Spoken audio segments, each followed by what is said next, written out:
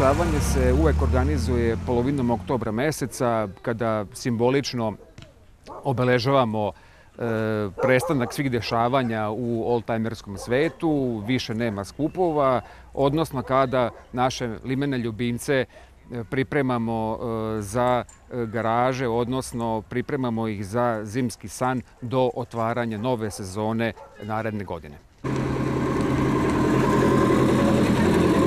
Dečje selo je ustanova socijalne zaštite koja na svom zbrinjavanju ima decu bez roditeljskog staranja.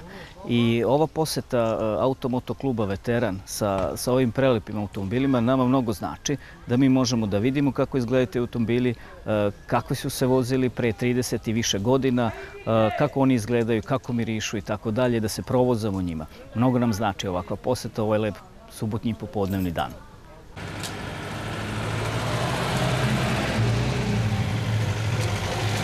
Vrlo nam je drago što deca ovde pokazuju zaista veliko interesovanje za naše automobile i poseta i zainteresovanost zaista je bila na nivou.